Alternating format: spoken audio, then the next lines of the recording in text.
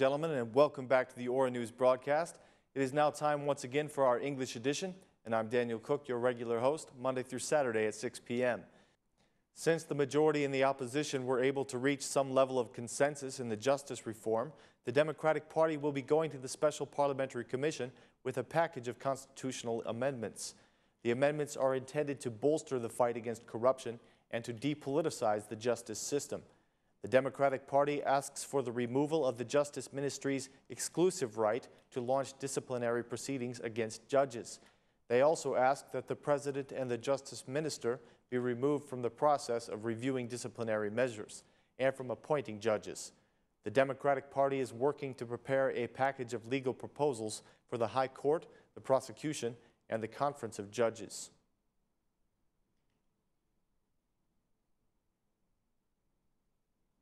The Interior Minister Samir Tahiri spoke today about the wildfires that took place yesterday in a number of areas in the region. Mr. Tahiri said that none of the region's countries are immune to such natural disasters. He asked for increased awareness by the citizens and the cooperation of the police to reduce the damage caused when such events take place. He said, "Yesterday's fires will have devastating consequences on the economy of those areas. Complete commitment by the structures of civil protection and local government can have a positive effect on this framework. Albania is put at risk by the fires, which damage the economy. We are aware of the risks that Albania faces from natural disasters, but the Albanians must cooperate with the authorities," said the Interior Minister. He added that Albania is now prepared to face these challenges, but that they cannot deal with these things without the help from the internationals.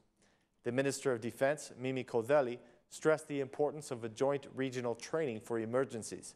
She said that increasing the efficiency of operations remains a challenge, to which further commitment is required. Her statements were made during a conference for regional training for civil emergencies.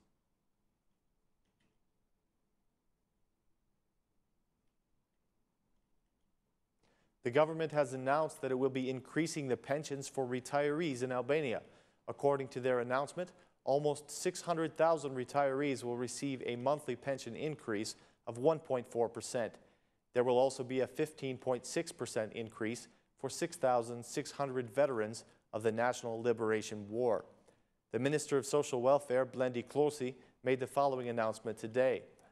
599,364 pensioners will benefit from an increase of their monthly pensions by 1.4%. This is the result of the annual calculations by the Ministry of Social Welfare. This choice was made in order to protect all pensioners.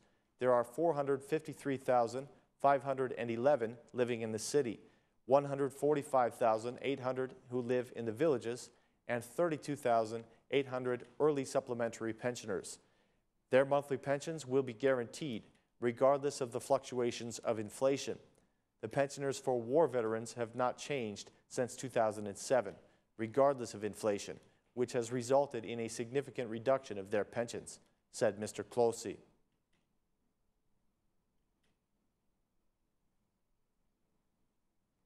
The value of the euro has dropped to 139.4 lek at our current market rate, reaching its lowest level this year. The weakening of the euro has been influenced by the international stock markets and the flow of tourists, largely citizens of Kosovo who have chosen to spend their holidays in Albania. The Kosovars bring foreign currency with them, increasing the demand for the euro. According to the rate posted by the Bank of Albania, the European currency has dropped to 139.4 lek, while the dollar has reached 127.4 lek. In the stock markets, the dollar has remained strong against the euro in these recent days, as the result of an increase of interest from the Federal Reserve. Together with seasonal effects, incoming tourists, and the return of immigrants, this has led to the collapse of the euro in the domestic market. For the remaining part of the touristic season, the expectations are that immigrants coming from Italy will be frugal this year.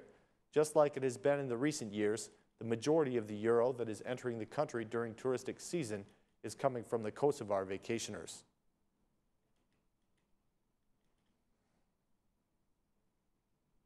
Prime Minister Edi Rama has defended the law on higher education, which was adopted this Tuesday at a special parliamentary session. He declared that the law guarantees fair competition and does not exclude anyone.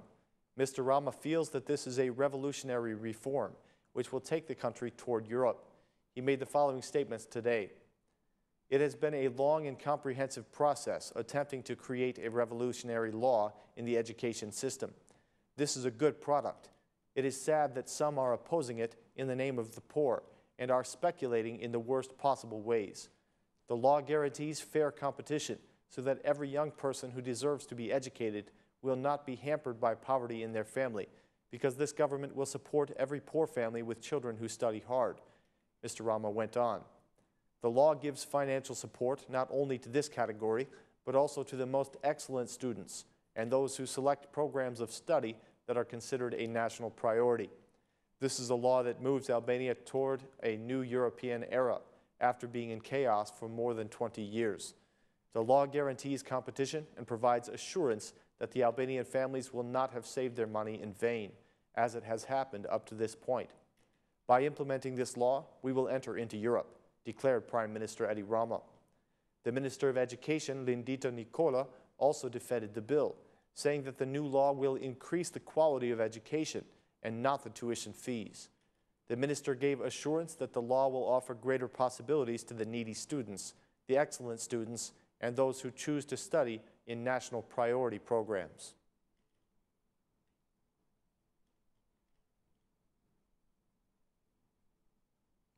The Democratic Party chairman held a meeting today with a group of professors to discuss the law on higher education, which was adopted in the early hours of this morning. Mr. Basha declared that they will complain to the Constitutional Court about the law, which was approved only with the votes of the majority. He stated that the law was voted in by MPs who don't even have university diplomas, who have fake diplomas and criminal records. He said, "The law on education was adopted with the votes of uneducated and corrupted people who are controlled by their clients. We will make everyone aware of how the efforts of high school students are being thrown away. The best students will be put down and the incapable students will be favored. The Democratic Party will take this matter to the Constitutional Court and to the President. The opposition will remain on the side of the students and professors who are in the right," Basha declared.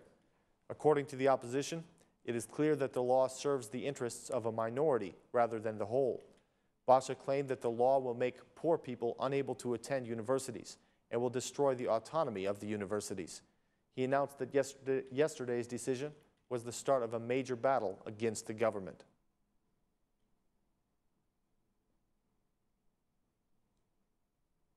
That concludes our news for this evening, ladies and gentlemen. Thank you for joining us. Please be with us again tomorrow at the same time for more translated news in English. Thanks, and have a great night.